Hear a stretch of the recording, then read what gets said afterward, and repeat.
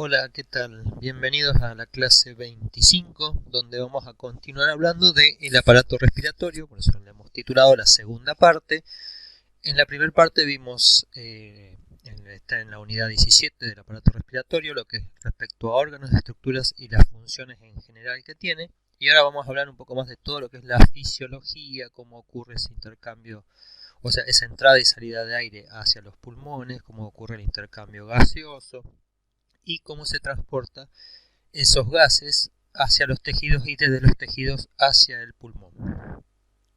Habíamos visto que la respiración cuando nos referimos al término respiración desde un punto de vista ya digamos en la biología o en la anatomía y fisiología, se refiere al intercambio completo, al proceso completo de intercambio de gases, y tiene tres fases. Por un lado tenemos la ventilación, que es lo que nosotros generalmente mal llamamos respiración, pero en realidad es la ventilación, es el proceso de entrada y salida de aire de los pulmones. Y eso es importante que lo distingamos de la respiración externa, que es el intercambio de gases que se produce dentro de los alvéolos, dentro del pulmón, en los alvéolos pulmonares, entre el aire que está en los alvéolos y la sangre que está circulando por esos capilares. Esa es la respiración externa. Y después teníamos la respiración interna, que es el intercambio de gases entre los gases que hay en sangre con los que están presentes en las distintas células del organismo. Es decir, que las células capten oxígeno y que cedan el dióxido de carbono. Entonces, esos son los tres procesos fundamentales cuando hablamos de respiración. O sea, una respiración consta de la ventilación, de la respiración externa y de la respiración interna. Y es muy importante distinguirlos, ya que ustedes van a recibir pacientes con problemas en la ventilación o en la respiración externa o en la respiración interna. Entonces hay que saber distinguir por qué un paciente no está recibiendo oxígeno en sus tejidos. Puede deberse a problemas en la ventilación, es decir, que no le está entrando aire a los pulmones y eso se soluciona de una determinada manera, o que no se produzca la respiración externa, que no haya intercambio gaseoso. Entonces eso ya es otro problema, distinto a la ventilación, con otro tipo de solución. Y otro es la respiración interna, que los tejidos no estén intercambiando gases o no estén recibiendo o no lo pueden utilizar. Y eso ya también es otro tipo de problema que se soluciona de otra forma, ¿sí? Entonces por eso es importante que nosotros ya distingamos y utilicemos los términos correctos, ¿sí? Porque va a llegar un paciente, como les digo, que tenga problemas en la ventilación. Bueno, sabemos que, o sea, no está ventilando, quiere decir que no le está ingresando aire a los pulmones, puede estar atragantado, puede tener perforado un pulmón o la pleura. Entonces hay distintas situaciones que pueden llevar a una disminución en la ventilación, pero no así en la sangre que está llegando o en la capacidad que tiene el pulmón de intercambiar gases, por ejemplo, ¿sí? Entonces, bueno, esto es importante que lo sepamos porque funcionalmente tiene mucha implicancia en las distintas terapéuticas o terapias que se van a aplicar en un paciente que venga con algún problema de este tipo. En esta etapa entonces, o sea, la primera etapa de la respiración, que es la ventilación pulmonar, entonces volvemos a definir esa ventilación pulmonar como todos esos procesos que llevan a el flujo de aire dentro del pulmón y hacia afuera del pulmón. O sea, el aire que está en la atmósfera y va a entrar a los alvéolos pulmonares y de ahí va a ser expulsado a los alvéolos pulmonares para volver a retornar y hacer un ciclo, ¿sí? Entonces la ventilación es un proceso cíclico de ingreso de aire, salida de aire y retorna a su estado basal. Por eso se dice son actos alternantes de inspiración y de expiración, de inhalación y de exhalación. ¿Qué es lo más importante acá entonces? ¿Cuáles son los elementos que participan en la ventilación? Tenemos las vías aéreas, que las zonas que ya estábamos estudiando, incluyendo la tráquea, los bronquios, los bronquíolos, el músculo, el diafragma, toda la cavidad torácica formada por la columna vertebral, bueno, el esternón adelante y las costillas a los costados, muy importante porque eso forma una cavidad, y todos esos músculos que están asociados a la cavidad torácica, entre ellos los músculos intercostales externos, internos, pectorales, los esternocleidomastoideos. Bueno, ahora los vamos a ir analizando en detalle. Entonces, este es un proceso alternante. ¿Y qué pasa? ¿Qué es lo que se modifica en este proceso? Es el volumen de la cavidad torácica. Tengan en cuenta que la cavidad torácica es como una cavidad herméticamente cerrada, en donde en el principio o en el inicio, en la etapa de reposo, la presión dentro de los alvéolos pulmonares, es igual a la presión atmosférica, que medidas en milímetros de mercurio se le dice son 760 milímetros de mercurio. Y en el proceso vamos a distinguir la respiración normal, que es la respiración que hacemos en reposo, de una respiración activa o una respiración más de tipo profunda, en el cual ahí en esos casos la respiración es forzada, ahí no me salía la respiración forzada, ahí participan otros músculos, pero existe una respiración normal, y esa respiración normal es la que se da cuando nosotros no estamos conscientes de nuestra respiración, es un proceso automático, y en esos casos se dice que la inspiración es activa, ya que se utiliza trabajo muscular, y la expiración es pasiva, ahí no se utiliza trabajo muscular, sino que la cavidad torácica retoma su tamaño debido a las fuerzas elásticas que tiene el tejido pulmonar.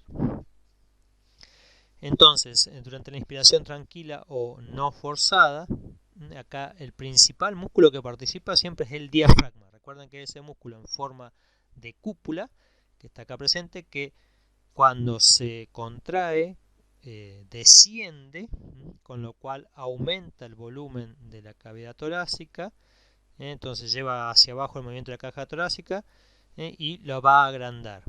Entonces este agrandamiento hace que, ¿qué pasa ahí? Que desciende la presión dentro de los pulmones, la presión alveolar, por debajo de la presión atmosférica, entonces es subatmosférica.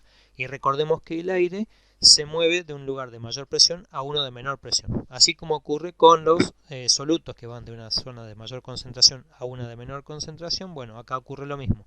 Las moléculas de aire, si los gases, se van a mover de una zona de mayor presión a una de menor presión. Por lo tanto, al descender este diafragma y aumentar el volumen de la cavidad torácica, desciende la presión dentro de los alvéolos a menor presión que la presión atmosférica, por lo tanto el aire va a ingresar. Por otro lado, al mismo tiempo que el diafragma se mueve hacia abajo, los músculos intercostales externos van a levantar lo que se llama las parrillas costales. Fíjense que son estos que están acá, entre una costilla y la otra. Y su contracción lo que hace es elevar las costillas, es decir, abre toda la caja torácica, la parte superior, levanta lo que se llama la parrilla costal y parte del esternón, y esto ayuda a un incremento aún mayor en el diámetro de la cavidad torácica. Entonces todo este aumento, no solo del diafragma, sino de la parte externa de la parrilla costal, va a llevar a que descienda el diafragma, se agrande la caja torácica, baje la presión y entonces el aire pueda ingresar. ¿Sí? Entonces, esto es durante una inspiración normal. En la inspiración profunda o forzada van a haber otros músculos accesorios que acá encontramos, que son el músculo escaleno, que va a elevar, acá están los escalenos, la primera y la segunda costillas, los pectorales menores, que acá no están dibujados, pero elevan que es la tercera, cuarta y quinta costilla, el esternocleidomastoideo, que se encarga de elevar el esternón. Entonces, esos son los músculos accesorios de la respiración que van a participar cuando los músculos, cuando hay una inhalación o inspiración profunda o forzada, cuando queremos aumentar aún más la cavidad torácica. ¿Sí? Entonces, vieron que nosotros respiramos de una manera normal, decimos superficial, pero podemos hacer una respiración mucho más profunda. Bueno, cuando hacemos esa respiración profunda, todos estos músculos accesorios de la respiración participan. Entonces, durante la respiración normal o de reposo casi no presentan actividad, pero sí durante las inspiraciones profundas o durante el ejercicio. Entonces, durante el ejercicio pueden estar participando activamente o participan activamente, ya que van a ayudar en todo este proceso. Luego sigue la exhalación o la expiración.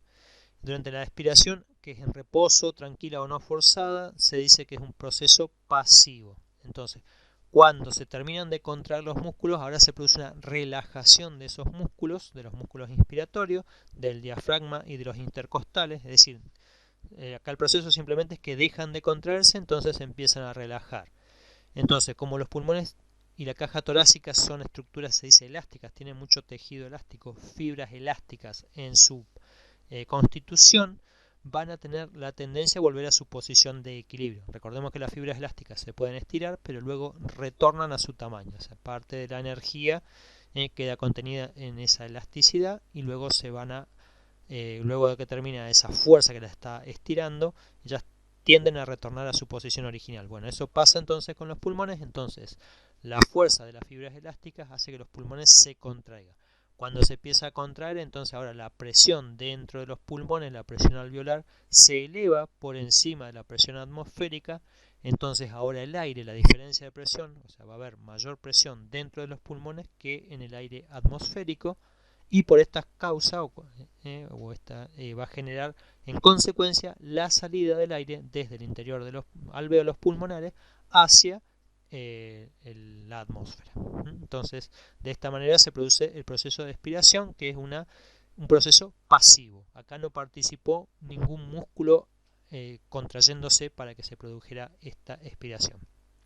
Distinto es durante la expiración forzada. En la expiración forzada, acá hay músculos que ayudan en ese proceso y van a empujar, por ejemplo, los músculos abdominales, que tenemos acá, los rectos abdominales, los transversos, los internos, y van a ayudar con su contracción a empujar el diafragma hacia arriba de manera muy poderosa.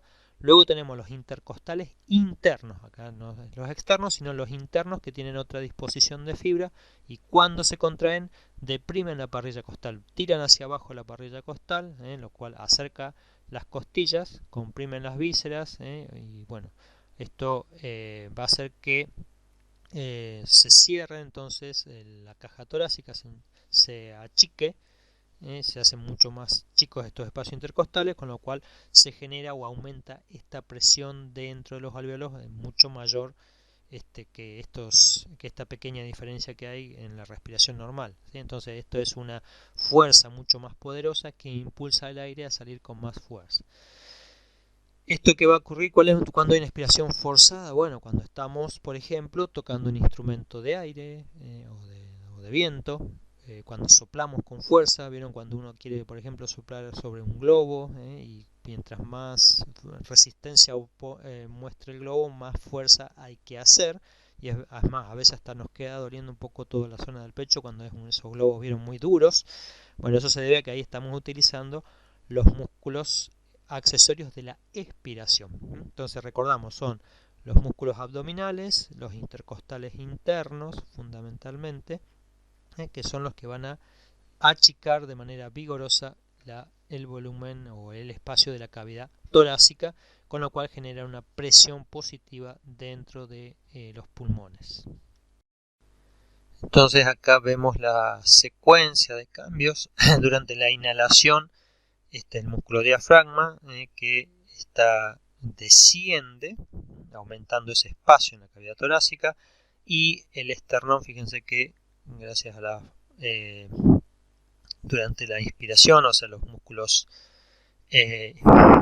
intercostales externos amplían la caja torácica, el esternón se viene hacia afuera, porque al ampliarse la caja torácica, y durante la exhalación vuelve a su posición el diafragma y el esternón retrocede, achicándose el espacio de la caja torácica.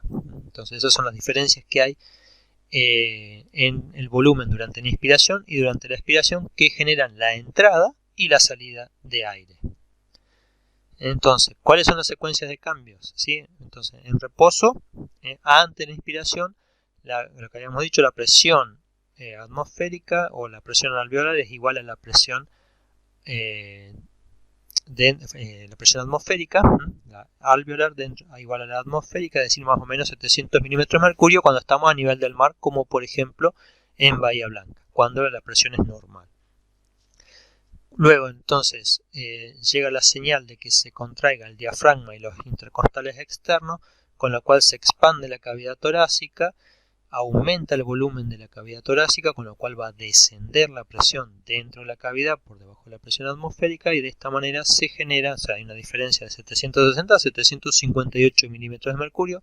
Esa diferencia de 2 milímetros de mercurio hace que el aire ingrese dentro de los pulmones, debido a la diferencia de presión, y se llenan de aire nuevo, entonces los alvéolos, del aire atmosférico. Vamos a ir, entonces va a tener un aire con una composición igual a la del aire atmosférico. Luego, cuando se relajan el diafragma y los intercostales externos, el retroceso es elástico, reduce el volumen de los pulmones, y esta reducción en el volumen de los pulmones, o sea de la cavidad torácica, hace que aumente la presión dentro de los pulmones por encima de la presión atmosférica de 762 milímetros de mercurio, con lo cual ahora el aire va a tender a ser expulsado de los pulmones. Entonces va a ir hacia el aire atmosférico, volviendo a la situación inicial de reposo, cuando el aire dentro de los pulmones y fuera estaría equilibrado. Entonces básicamente la ventilación se lleva a cabo debido a los cambios de volumen de la cavidad torácica que crean diferencias de presión, moviendo el aire hacia adentro y hacia afuera, es decir, o disminuye la presión o aumenta la presión. Entonces esto es lo que va a ocurrir durante la respiración normal. Ahora, esta respiración, este proceso está controlado, no se da al azar, sino que está controlado. Hablamos de músculos, fíjense que cuando estamos hablando de los músculos del diafragma y de los músculos intercostales, y todos los músculos de la respiración son músculos esqueléticos, son músculos que están bajo el control de la voluntad, es decir, que necesitan que se les dé una señal del sistema nervioso para que funcionen. Si bien son esqueléticos y decimos pueden ser controlados a voluntad, en general acá en el proceso de respiración es un proceso automático, ya que lo controla el centro respiratorio, pero nosotros podemos influir conscientemente sobre el centro respiratorio para, por ejemplo, cortar la respiración, retener el aire, ya sea una inhalación o una exhalación. Es decir, tenemos control consciente sobre la respiración, aunque esta funcione de manera automática. Y ese automatismo, esa función automática que tiene la respiración, está dada por el centro respiratorio. Este centro respiratorio está ubicado en el tronco del encéfalo y tiene tres áreas. El área rítmica vulvar, que está ubicada en el bulbo respiratorio, el área neumotáxica, que está ubicada en la protuberancia y fundamentalmente tiene función inhibitoria sobre el área inspiratoria, ahora vamos a ver, y el área apneuística, que también está ubicada en la protuberancia. Es decir, existen un área vulvar en el bulbo raquídeo, que son las que controlan fundamentalmente la inspiración y la expiración, y luego las modificadoras, que son la neumotáxica y la apneuística, ambas en la protuberancia. Esta neumotáxica va a ser inhibitoria sobre la inspiración, sobre el área inspiratoria, y después tenemos el área expiratoria. Y esta tiene una función activadora sobre esa área. Entonces son tres áreas que participan en este control, ahora la vamos a ir viendo un poquito más en detalle. El proceso de inspiración, o sea, el área de ritmicidad vulvar es la que da el ritmo normal de la respiración. El ritmo cuando no está forzado, el ritmo es de la respiración está guiada o determinada por esta área de rítmica vulvar o de ritmicidad vulvar también llamada. Acá, bueno, mostramos entonces en detalle dónde están ubicadas estas áreas. O sea, en el bulbo raquídeo tenemos el área del ritmo vulvar o de ritmicidad vulvar, tenemos un área inspiratoria y un área expiratoria, o sea, de inspiración, de expiración. Y en la protuberancia tenemos el área neumotáxica y el área otáxica y el área apneuística. Estas dos áreas tienen otra función, ahora vamos a ver. Entonces, durante el proceso de la respiración normal, la única que funciona en general es el área inspiratoria, que lo que hace es cuando se activa, que está por 2 segundos activa, transmite la información a través de el nervio frénico hacia el diafragma y de los nervios intercostales hacia los músculos intercostales externos para que se contraigan. Y ahí en ese proceso se genera la inspiración normal. Luego este área deja de generar señales nerviosas, o sea, las neuronas de este área se activan por 2 segundos, transmitiendo su información a los músculos esqueléticos del diafragma y de los intercostales externos para que se contraigan durante 2 segundos. Y luego estas neuronas se inactivan por 3 segundos. Cuando se inactivan, entonces se produce la relajación del diafragma y de los intercostales externos, con lo cual genera esa relajación una retracción de los pulmones, un achicamiento del tamaño de la cavidad torácica, por lo tanto se comprimen los pulmones y se genera la expiración normal. Es decir que durante la respiración normal, la respiración automática, solo participa el área inspiratoria del centro o el área de rítmica vulvar, esta que estamos viendo acá. Distinto es entonces cuando estamos durante la respiración activa, acá en estos procesos, o sea, cuando tenemos que hacer una inspiración forzada o una expiración forzada, y se activa el área inspiratoria, se contraen el diafragma, pero aparte los músculos, los esternocleidomastoideos y los escalenos, y ahí se produce una inspiración forzada. Y también va a participar el área expiratoria, que va a generar contracción de los intercostales internos y de los abdominales, generando la expiración forzada. Acá también, o sea, vamos a tener, durante la expiración forzada, bueno, ya ahí se produce la relajación, o sea, se inactiva el área inspiratoria y se activa el área expiratoria, los músculos estos, porque si no habría una antagonismo de los músculos, o sea, los músculos que expanden y los músculos que contraen la caja torácica, pero cuando se inactivan entonces estos músculos y queremos expulsar aire con gran fuerza, ¿sí? Porque por ejemplo queremos tocar una trompeta o queremos soplar sobre un globo, como les digo, entonces ahí se activa el área expiratoria y el aire va a salir a presión, con mucha mayor presión y mayor fuerza. Bien, entonces el resto vamos a ver que sobre el centro respiratorio, bueno, también tenemos el área neumotáxica y el área apneuística. Entonces básicamente este área neumotáxica participa o colabora en el proceso de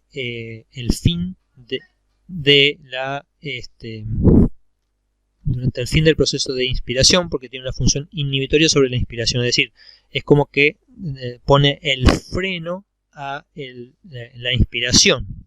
Cuando llegamos a un determinado punto, entonces va a colaborar en frenar e inhibir las neuronas inspiratorias, básicamente.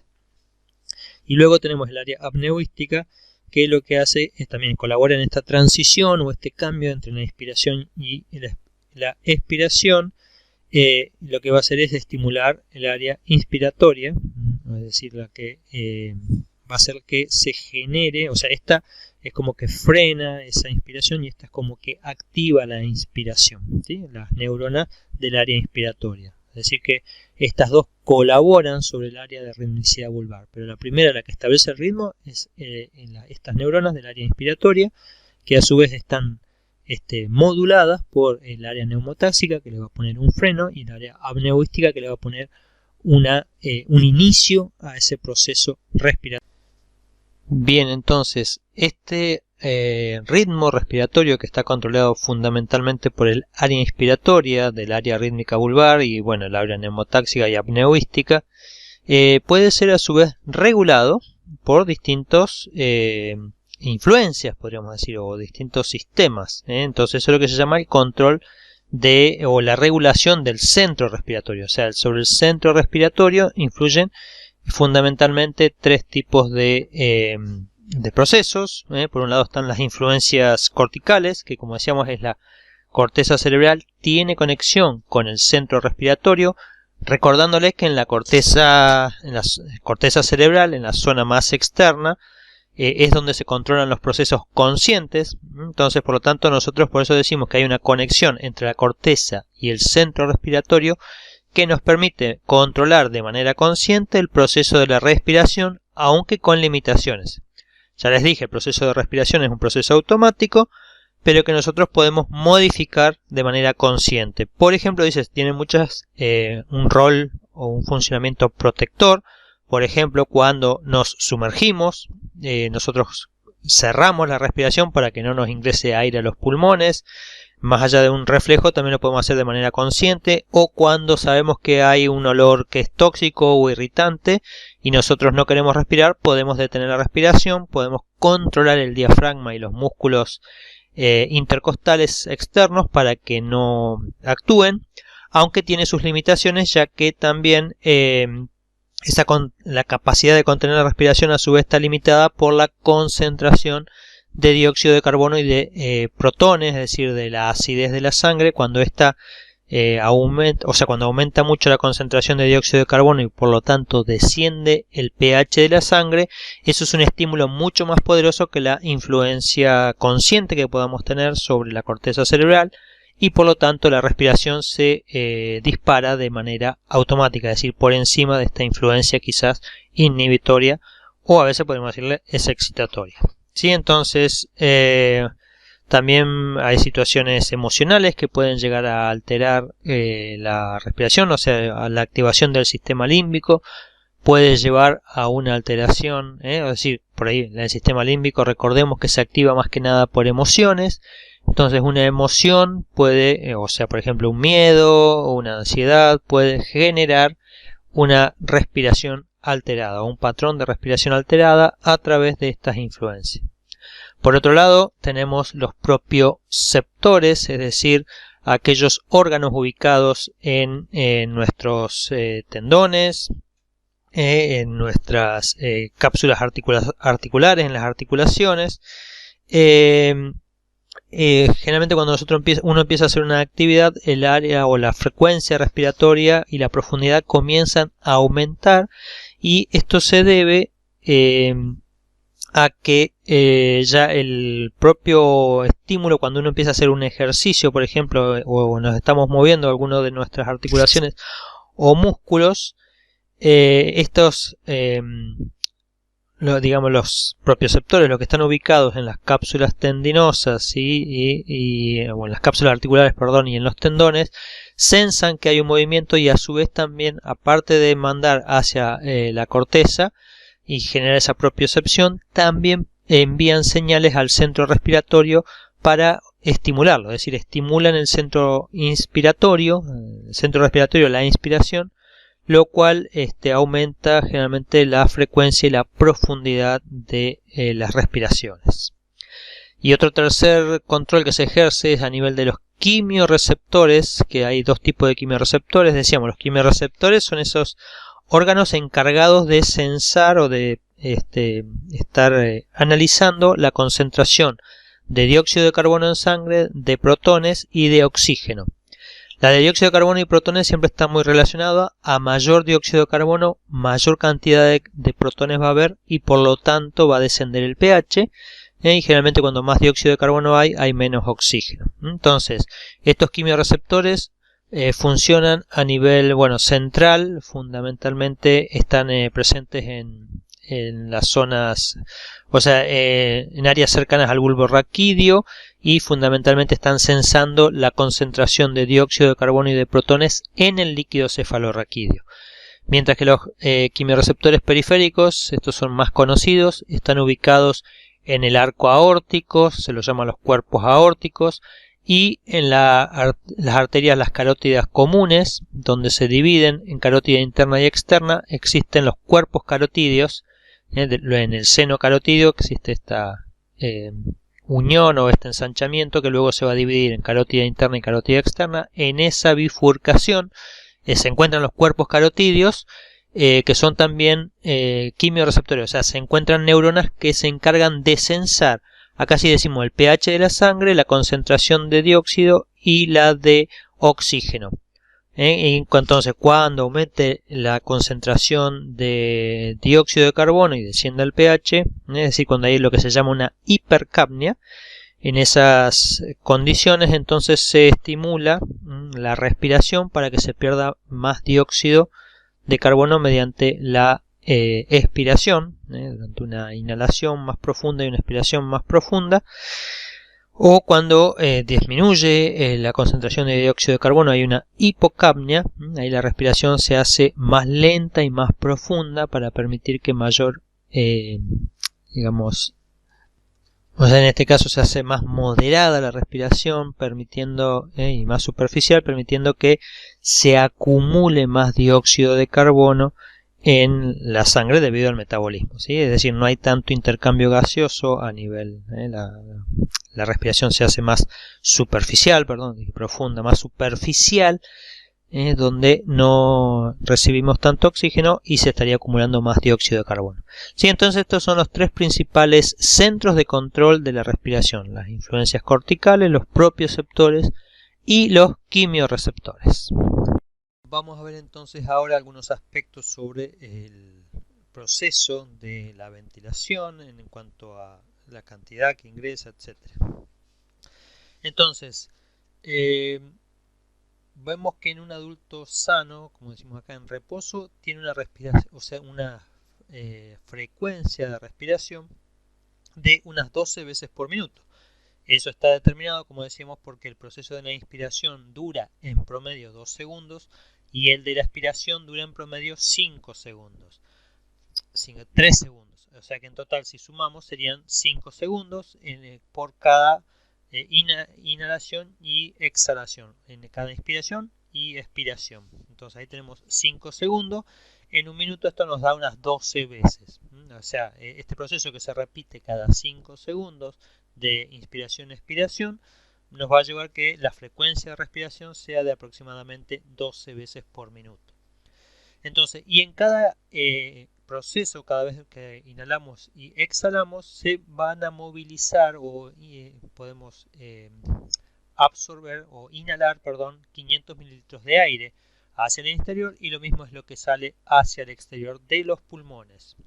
Entonces, el volumen corriente es la cantidad o el volumen de aire que se desplaza en cada respiración. Es variable, varía de una persona a otra, depende mucho del sexo, de la altura de la persona y de la edad. Como vemos acá, la frecuencia respiratoria va bajando con la edad un poco. Fíjense que en los neonatos y en los primeros meses de vida es bastante alta y luego va descendiendo a medida que vamos creciendo o envejeciendo, y ya a los adultos jóvenes, como dice acá, el promedio es de 12 veces por minuto. Entonces, el volumen corriente que se inhala es de unos 500 mililitros, de medio litro. ¿Sí? No es, o sea, esta frecuencia es la que estamos midiendo por minuto, y fíjense que eso también nos da determinadas términos que nos van a indicar cuáles si hay alteraciones, que tenemos la eupnea, decíamos la respiración normal, la taquipnea, que es cuando aumenta la frecuencia respiratoria por encima de 20 por minuto, bradipnea, cuando estamos por debajo de las 12 respiraciones por minuto, y en la apnea es cuando no hay flujo de aire, es decir, cuando no se verifica el proceso de la respiración. ¿Sí? Esos son algunos términos como para que nos vayamos familiarizando. Y luego tenemos lo que es el término de la ventilación minuto, el VM, que sería el volumen total de aire inhalado y exhalado por minuto. Entonces la idea acá es lo que hacemos es multiplicar la frecuencia respiratoria, estas 12 veces por minuto, por el volumen de cada respiración, que es medio litro, 500 mililitros. Eso nos da que la ventilación minuto es de unos 6.000 mililitros por minuto, es decir, 6 litros por minuto, que es, o sea, es una buena cantidad de aire que estamos inhalando con la respiración normal, con esa respiración que no estamos teniendo, de la cual no tenemos conciencia, la que se realiza de manera automática. Hay que tener en cuenta un detalle, que de este volumen de esos 500 mililitros, de ese medio litro que inhalamos y exhalamos, solo el 70% de ese volumen llega a los bronquiolos y a los sacos alveolares. En consecuencia, o sea, son los únicos que participan directamente del intercambio gaseoso. Sí, acordémonos que son 500 mililitros y solo 350 llegan a los alveolos. ¿Qué pasa con el resto? El resto de esos medio litro, el 30%, que son 150 mililitros, quedan en lo que se llama el espacio muerto anatómico, es decir, en las vías de conducción del aire en la nariz, en la faringe, laringe, la tráquea y los bronquios. Es decir, en esos espacios que no se produce intercambio gaseoso, quedan acumulados 150 mililitros y eso es lo que se denomina espacio muerto anatómico. En esos espacios, hasta los bronquiolos terminales, donde no se va a producir intercambio gaseoso. ¿Sí? Entonces, esa cantidad de aire efectiva que está llegando son 350 mililitros del medio litro que se inhala. Ahora, para medir los volúmenes y las capacidades respiratorias, se utiliza una técnica que se llama la espirometría, que nos va a dar una idea de cuál es el estado respiratorio, y en esto generalmente lo vamos a encontrar alterado en personas que tienen trastornos pulmonares, como por ejemplo el EPOC, una neumonía, algún enfisema. Durante esos trastornos del pulmón, las capacidades pulmonares se alteran. Entonces, en este aparato, el espirómetro, que es el que se utiliza, se mide la frecuencia respiratoria y la cantidad de aire que se inspira y se expira. Entonces nos va a dar esa idea. El registro que se obtiene se lo llama el espirograma, que es lo que estamos viendo acá, que acá fíjense que comienza de este lado y va hacia la izquierda. Vamos a ver que hay deflexiones, una desviación ascendente y durante la inspiración y descendente durante la expiración. Es decir, esas deflexiones nos están indicando cuánta cantidad de aire está ingresando. Fijémonos que acá tenemos un primer término que ya vimos, que es el de volumen corriente. Durante la inspiración y la expiración normal, ese volumen que está ingresando en el pulmón es de 500 mililitros. Y de acá van a surgir algunas definiciones importantes que tenemos que ir conociendo, como principalmente, en primer lugar, el volumen de reserva inspiratoria. Y ese volumen de reserva inspiratoria es la cantidad de aire inspirado adicional que podemos inspirar cuando hacemos una inspiración profunda. Cuando nosotros acá hacemos una inspiración bien profunda, entonces no solamente ingresamos 500 mililitros, sino que podemos ingresar mucho más aire a nuestros pulmones durante esa inspiración profunda. Fíjense que esa inspiración hasta ese máximo es lo que se va a llamar el volumen de reserva inspiratorio. En hombres es en promedio de 3.100 mililitros, es decir, 3,1 litros, y en las mujeres un poquito menor de 2 litros, de 1.900 mililitros. Entonces, este es lo que se llama volumen de reserva expiratorio. ¿Sí? Luego tenemos el volumen de reserva inspiratorio. El volumen de reserva expiratorio es la cantidad de aire que podemos expulsar más allá de los 500 mililitros, que se expulsa si una persona inspira en forma normal y luego expira con mayor profundidad. Es decir, yo puedo inhalo normal y exhalo con todas las fuerzas. Vamos a ver que en un varón va a oscilar más o menos en los 1.200 mililitros y en las mujeres en 700 mililitros. Sería esta parte que hay acá, el volumen de reserva expiratorio. Es decir, el volumen de reserva inspiratorio es cuánto más podemos inspirar con respecto a lo normal. El volumen de reserva expiratorio sería cuánto más aire podemos exhalar con respecto al volumen corriente, a nuestra respiración normal. Y luego tenemos un volumen residual, que es una cantidad de aire que nos queda en los pulmones y en las vías aéreas, aunque hagamos una expiración máxima, es decir, bien forzada.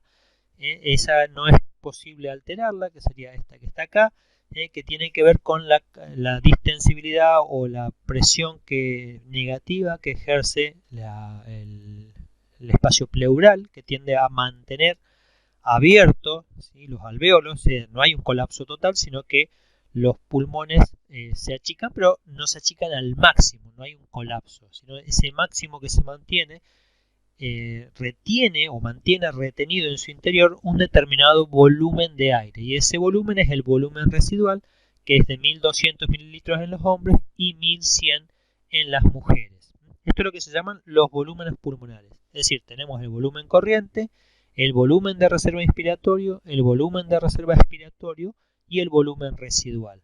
Y eso nos va a determinar entonces después lo que son las capacidades pulmonares. Las capacidades pulmonares son las combinaciones de los volúmenes pulmonares específicos, es decir, como yo estoy combinando los distintos volúmenes, eso me va a estar hablando de cuánta capacidad tienen mis pulmones, ya que se puede llegar a ver, bueno, no lo vemos en esta materia, pero que en algunas patologías algunas de estas capacidades están alterados, ya que se altera alguno del volumen, puede ser de la reserva inspiratoria o del volumen minuto, etc. ¿Sí? Entonces, las capacidades pulmonares son las combinaciones de volúmenes pulmonares específicos. Tenemos la capacidad inspiratoria, que es la suma del volumen corriente y el volumen de reserva inspiratoria, es decir, más o menos 3.600 mililitros. Sería la capacidad inspiratoria, es este volumen, el volumen corriente más el volumen de reserva inspiratorio. Luego tenemos la capacidad residual funcional, que va a sumar el volumen residual y el volumen de reserva expiratorio. Lo que nos queda, esta capacidad funcional residual, que es entre 2.400 mililitros para hombres y 1.800 para las mujeres. La capacidad vital, que es la suma, se suma la reserva inspiratoria, el volumen corriente y el volumen de reserva expiratorio. Llevándolo acá, vamos a ver que la capacidad vital entonces sería, o sea, cuánto efectivamente nosotros podemos inhalar y exhalar máximamente, es decir, cuánto aire puede tener como máximo en nuestros pulmones y cuánto podemos sacar. Eso es de aproximadamente 4.800 mililitros en hombres y 3.100 en las mujeres. Y es la suma entonces del volumen corriente más el volumen de reserva inspiratorio más el volumen de reserva expiratorio. Y finalmente nos queda la capacidad pulmonar total, que sería la suma de la capacidad total y el volumen residual. Más o menos unos 6.000 mililitros en los varones. No confundir con la frecuencia respiratoria o la de ventilación minuto, que es de aproximadamente 6 litros por minuto. ¿Sí? O sea, esta es la capacidad pulmonar total, es de 6 litros en varones y 3.100, bueno, más de 4.200 en las mujeres. Esto, como está diciendo, son valores típicos para adultos jóvenes y van a variar en función de la edad, es mucho menor en ancianos, el sexo en general es más bajo en las mujeres y en el tamaño corporal. En las personas que son más chicas tienen menor volumen. ¿Sí? Entonces estos son términos que van a ir apareciendo en la práctica de la enfermería cuando nosotros estamos viendo o analizando o incluso van a realizar espirometrías a pacientes que tengan problemas pulmonares fundamentalmente. Bien, luego de haber terminado entonces con el proceso de la ventilación, pasamos a lo que sería la respiración externa. O sea, ese intercambio de oxígeno y dióxido de carbono que ocurre entre el aire contenido en los alveolos y la sangre que circula por los capilares pulmonares. Lo primero que tenemos que entender es que ese aire que nosotros estamos inhalando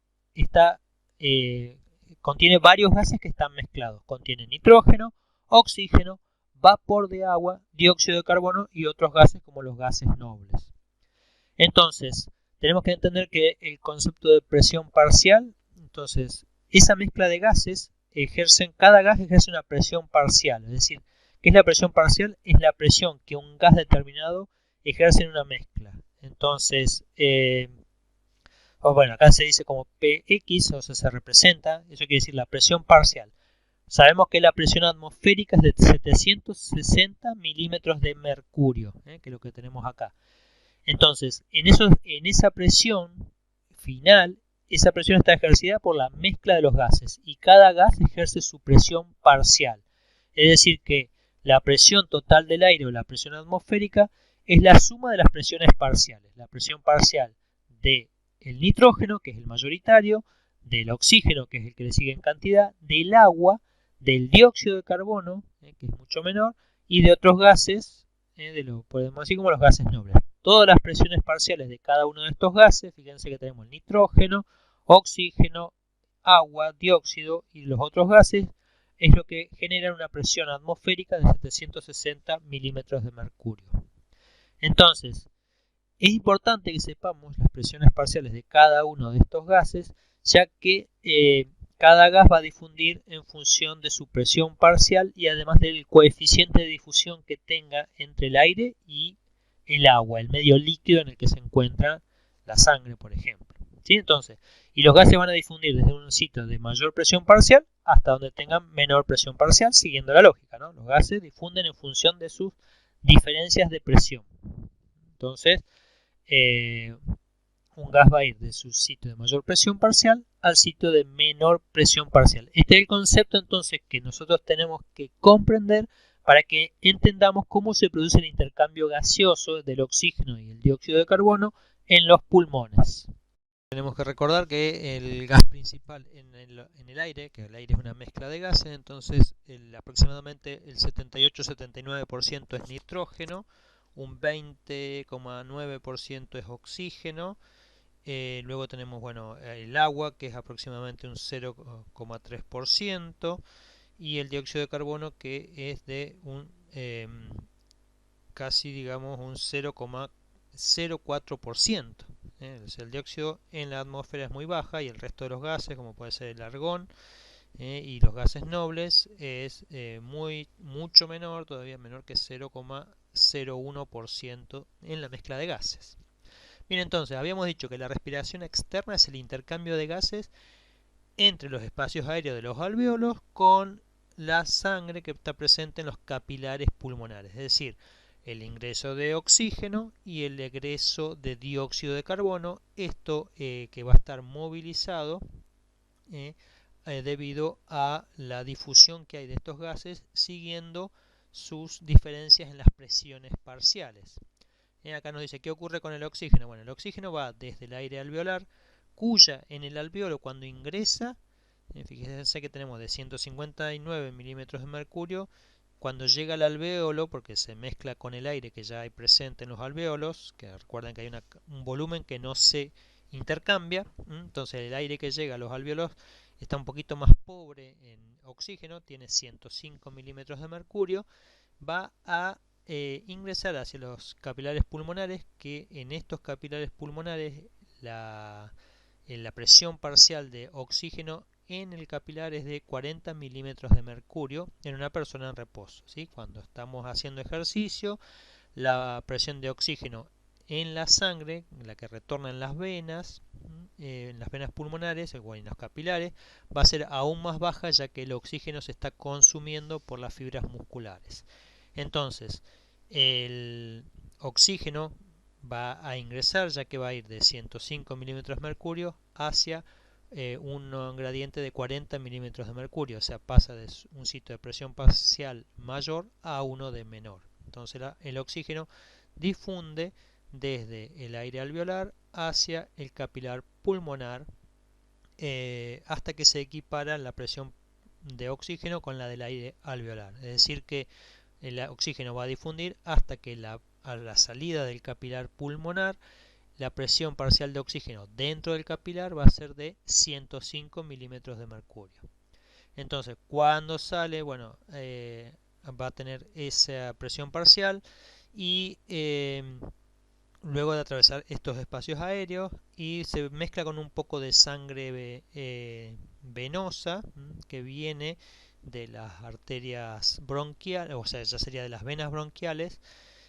Por eso la sangre, digamos, de las venas pulmonares, la que lleva la sangre oxigenada, tiene un poquito menos de presión parcial de oxígeno a la salida en la vena pulmonar, que es de 100 milímetros de mercurio, ya que hay una mezcla entonces de la sangre de la vena pulmonar con la sangre de las venas bronquiales, que son carbooxigenadas. Entonces esa pequeña mezcla que hay reduce un poco la presión parcial de oxígeno. Pero, o sea, la presión parcial de oxígeno es de 100 milímetros de mercurio, mucho mayor que la presión parcial de oxígeno en las venas sistémicas, que es de 40 milímetros de mercurio.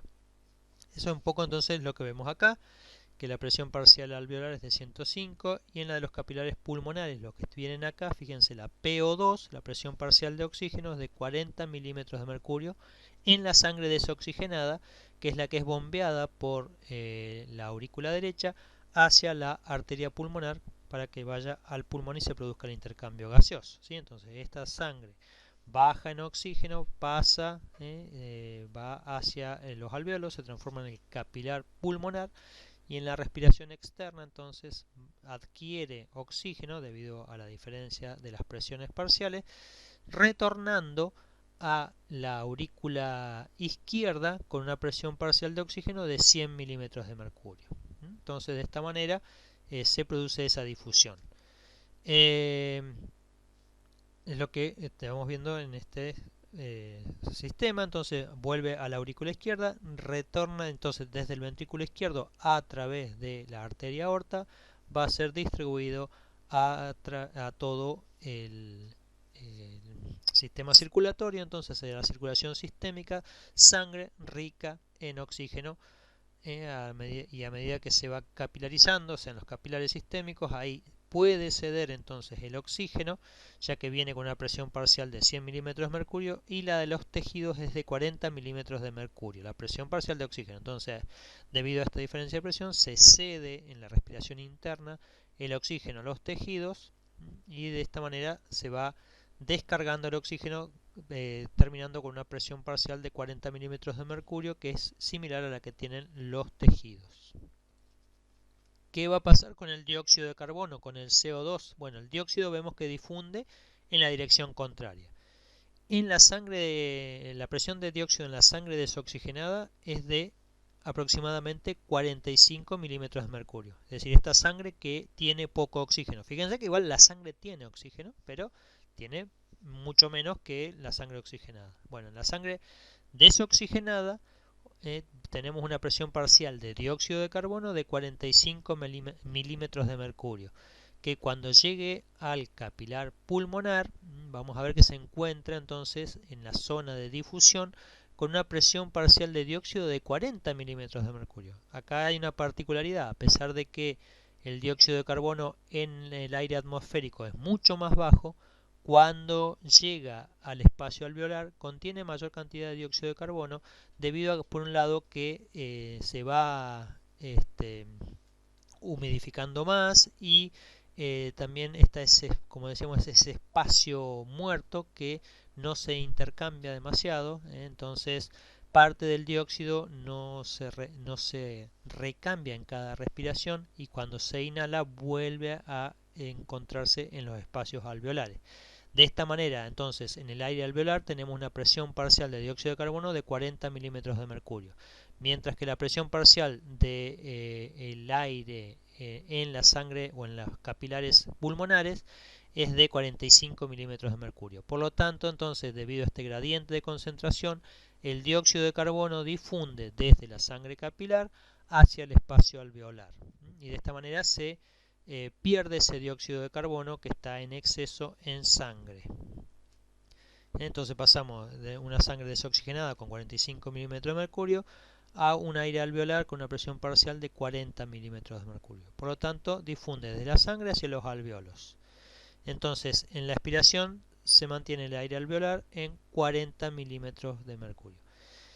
Entonces, la sangre que va a retornar al corazón, a las cavidades izquierdas, al lado izquierdo del corazón, va a tener, como vemos acá, una presión de dióxido de carbono de 40 milímetros de mercurio, que cuando vaya a la circulación sistémica va a poder captar, digamos, o sea, la presión parcial de los tejidos es de 45 milímetros de mercurio, y por lo tanto va a ir captando ese exceso de dióxido de carbono debido a la diferencia de presión. Entonces, bueno, acá nos dice un factor importante que tiene que ver en el intercambio gaseoso en la velocidad, es cuál es la superficie total disponible para el intercambio de gases. Eso quiere decir cuántos alvéolos están disponibles. En general, en una persona sana tendría que estar casi el 100% de los alvéolos disponibles, pero cuando hay alteraciones o trastornos pulmonares, puede ser porque se esté dañando el tejido pulmonar, esas fibras elásticas, etcétera, o porque haya perforaciones o algún otro problema, se puede reducir la cantidad o la superficie funcional, es decir, por ahí o el pulmón no se puede expandir, como puede ocurrir, bueno, acá nos dicen un enfisema, o en algo que genere un endurecimiento del tejido pulmonar. Entonces, al no poderse expandir, la cantidad o el volumen neto, ¿sí? O la superficie que va a poder participar de ese intercambio se reduce drásticamente, y de esta manera se reduce el intercambio gaseoso y la capacidad de realizar todos estos procesos que estamos viendo acá en el alvéolo, esa respiración externa.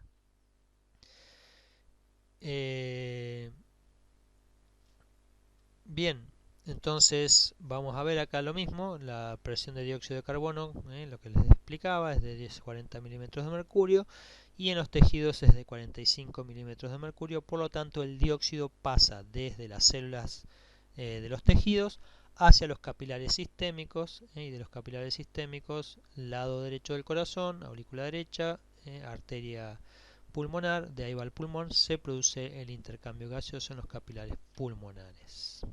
Y de esta manera, bueno, la sangre oxigenada va a retornar a través de las venas pulmonares con una presión de dióxido de carbono de 40 milímetros de mercurio, menor que la que tenían la sangre de las venas sistémicas. Bien, ¿qué es la respiración interna? Nosotros decimos que la respiración externa solo ocurre en los pulmones. En cambio, la respiración interna ocurre en todos los demás tejidos del organismo. Y en esa, ¿qué va a ocurrir con el oxígeno? Vemos que ya les había explicado que la sangre impulsa, ¿sí? Con esa presión parcial de 100 milímetros de mercurio y en la presión parcial en los tejidos de 40 milímetros de mercurio, entonces la sangre, o sea, el oxígeno de la sangre va a pasar desde los capilares hacia las células que lo forman, o sea, hacia las células de los tejidos, de estos 100 milímetros con respecto a estos 40 milímetros de mercurio.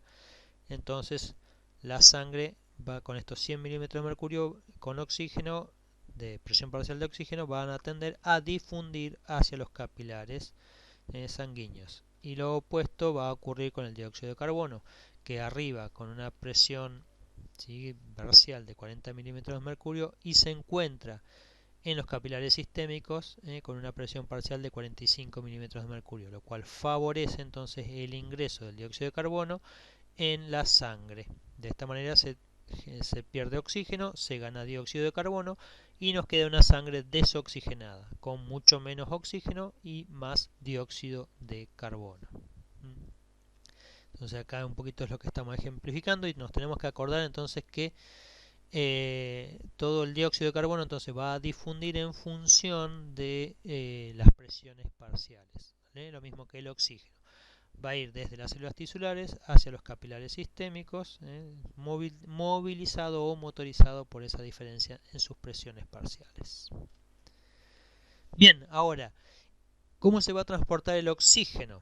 El oxígeno es un gas que no se disuelve mucho en el plasma, en la sangre, ¿sí? Estamos diciendo, acuérdense que el plasma es la parte líquida de la sangre, o sea, y es un gas que no se disuelve fácilmente en agua. Del total que se absorbe, solamente 1,5% de ese oxígeno se está disuelto en el plasma. El resto, el 98,5% del oxígeno, circula unido a la hemoglobina de los glóbulos rojos. Recuerden que los glóbulos rojos son las células sanguíneas, que ya vamos a ver en la próxima clase, que se encargan de transportar el oxígeno y contienen una proteína que es la hemoglobina. Entonces la hemoglobina es una proteína. Acá volvemos un poco a las clases donde veíamos el tema de macromoléculas y habíamos hablado de las proteínas, y esta es una proteína que tiene unida un grupo hierro, y ese hierro está unido a lo que se llama un grupo hemo, por eso se la llama la hemoglobina. La parte globina tiene que ver con las cadenas polipeptídicas, las cadenas de proteínas. Tiene 4 cadenas polipeptídicas, es decir, es una proteína tetramérica. Cada tetrámero se lo llama las globinas, y cada globina tiene unido un grupo hemo, o sea, cada hemo tiene un grupo de hierro, ¿sí? Está formado por la protoporfinina 9, que es una molécula que contiene hierro en su estado ferroso, hierro en el estado de oxidación de 2+2. Entonces, cada átomo de hierro que posee puede unir reversiblemente el oxígeno, es decir, se combina la hemoglobina más oxígeno para formar hemoglobina oxígeno 2. Entonces, la molécula de hemoglobina contiene 4 átomos de hierro y por lo tanto puede unir 4 moléculas de oxígeno, es decir, la molécula es el O2. Esas son las moléculas de oxígeno. y lo puede unir de manera reversible como nos indican estas flechas, es decir, el oxígeno, la hemoglobina más oxígeno va a formar la oxihemoglobina o hemoglobina oxigenada y a su vez también lo puede ceder.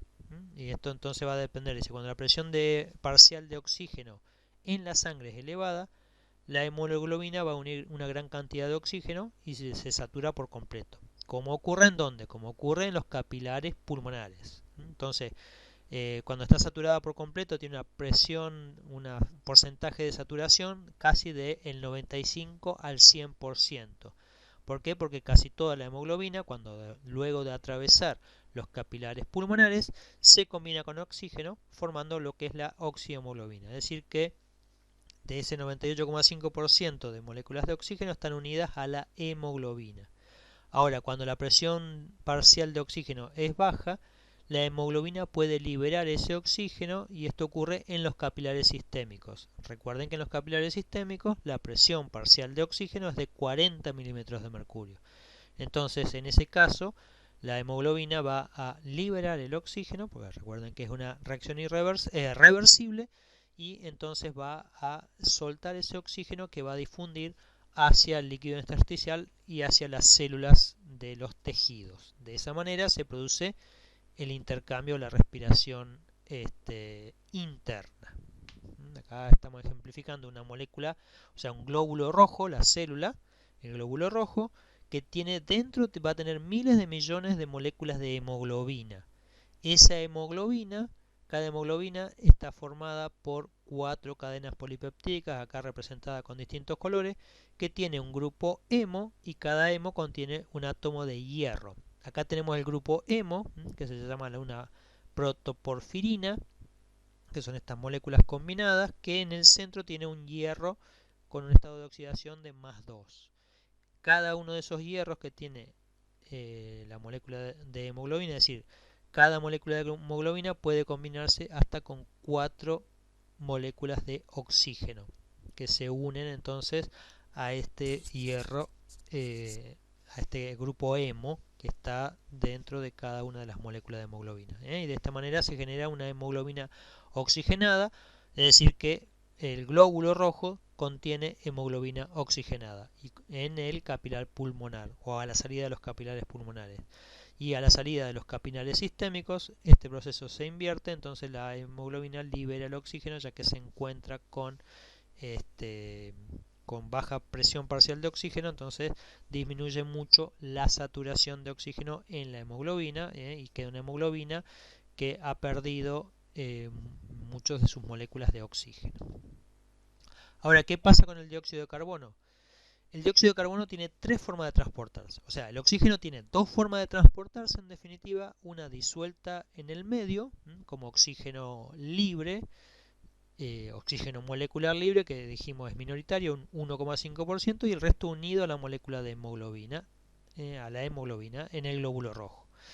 El dióxido de carbono tiene 3 formas. Puede ser como dióxido de carbono disuelto, que fíjense que acá llega hasta más o menos el 7% del total de dióxido de carbono en plasma, que es un gas que difunde fácilmente en medio líquido.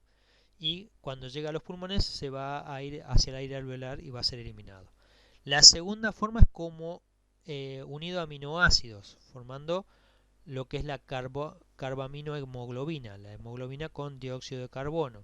Esto aproximadamente es un 23% del total, es decir, el dióxido de carbono se va a combinar con los grupos amino de los aminoácidos y las proteínas de la sangre, pero la principal proteína de la sangre en este caso está dentro del glóbulo rojo, son las hemoglobinas, y entonces la mayor parte del dióxido de carbono es transportado a través de la hemoglobina. Entonces la hemoglobina forma complejos con el dióxido, es lo que se lo llama carbaminohemoglobina, hemoglobina con dióxido, que también es una reacción relativamente reversible.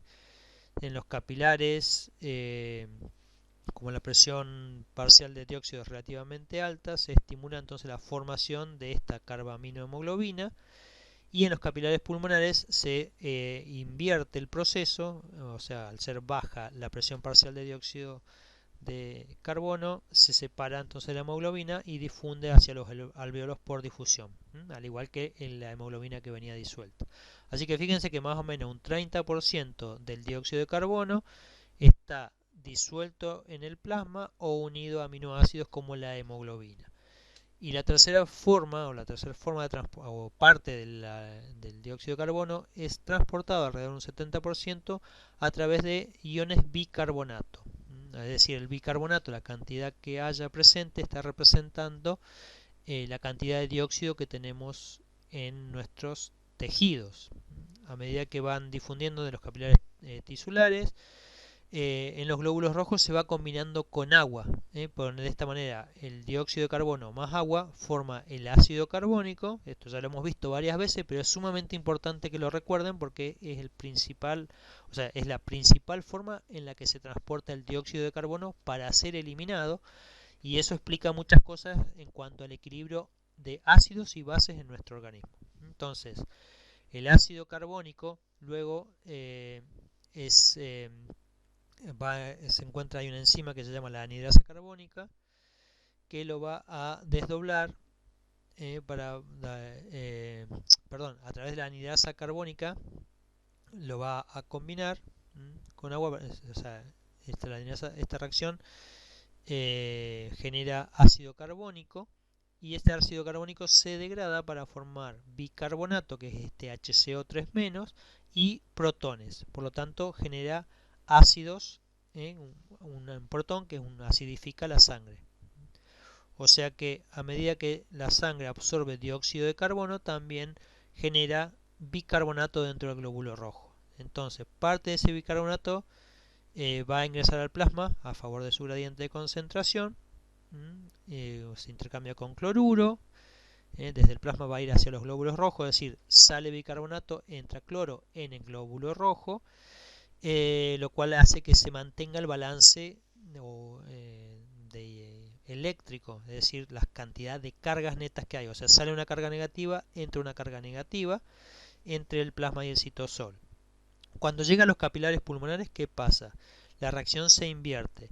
El dióxido de carbono que está disuelto en el plasma se difunde hacia el aire. El que está combinado con la hemoglobina se separa y también difunde hacia el interior del alveolo. Y los iones bicarbonatos que estaban del plasma, vuelven a ingresar en el glóbulo rojo y se combinan con protones para formar ácido carbónico, que se degrada nuevamente en dióxido y agua, y este dióxido abandona el glóbulo rojo y difunde hacia el aire alveolar y se elimina. De esta manera, entonces, era un poco lo que veíamos acá. Fíjense que el dióxido de carbono, tenemos un 70% se transforma en bicarbonato, un 23% se une a la hemoglobina y un 7% se transporta disuelto en el plasma sanguíneo. Al llegar al capilar pulmonar, ¿sí? El dióxido disuelto se puede intercambiar fácilmente con va a pasar al aire alveolar. La que está disuelto o unido, a la hemoglobina se disocia para pasar nuevamente también al aire alveolar, y lo que estaba generado como bicarbonato reingresa en el glóbulo rojo, se transforma en ácido carbónico, el ácido carbónico se desdobla en dióxido y agua, y de esta manera se elimina el dióxido de carbono que había en esa sangre, y va para pasar al alveolo.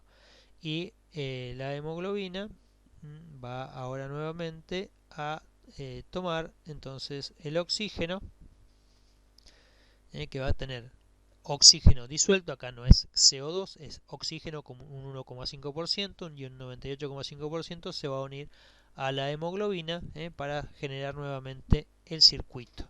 Entonces, recuerden, esta reacción es fundamental, la de la anidrasa carbónica, que utiliza dióxido de carbono y agua para generar el ácido carbónico, y el ácido carbónico se desdobla en protón y bicarbonato. Por eso, vemos que llega un bicarbonato, y ese bicarbonato a su vez se desdobla generando dióxido de carbono, que va a ir a favor de su gradiente. Bien, y finalmente, para ir más o menos terminando esta clase, no es tan larga, y tratamos de explicar un poco cómo es la fisiología entonces de todo el funcionamiento de la respiración. Cuando ocurre intoxicación con monóxido de carbono, este monóxido de carbono no es el dióxido de carbono, es el monóxido, tiene un solo oxígeno, es el CO, no CO2. El monóxido de carbono es un gas incoloro e inodoro que aparece en el humo del tabaco y en los gases que expulsan, bueno, los automóviles, los caños de escape de los autos y los hornos a gas y de los calentadores cuando no hay suficiente oxígeno para, o sea, es una combustión parcial, no es una combustión completa. Cuando no hay suficiente oxígeno se producen monóxido de carbono. Este monóxido se une al grupo hemo de la hemoglobina y pero su afinidad es mucho más grande que incluso que el oxígeno, unas 200 veces más grande. Entonces, aún con concentraciones muy bajas de monóxido de carbono, se combina casi la mitad de las moléculas de hemoglobina disponibles. Entonces, ¿qué va a hacer? Como es muy afín, una vez que se une a la hemoglobina, luego no permite el intercambio gaseoso, es decir, queda el monóxido unido casi de manera irreversible a la hemoglobina. ¿Qué va pasando con esto? Entonces que la hemoglobina no puede captar oxígeno y a medida que más monóxido va inhalando, más va perdiendo su capacidad de transportar oxígeno. Entonces la sangre se va contaminando con el monóxido y va teniendo una hemoglobina que no es funcional. Entonces hay que aumentar mucho, por ejemplo, administrar oxígeno puro para que se pueda desplazar ese monóxido que está unido a la molécula de hemoglobina y de esta manera pueda volver a oxigenarse los tejidos, es decir, salvarle la vida a la persona.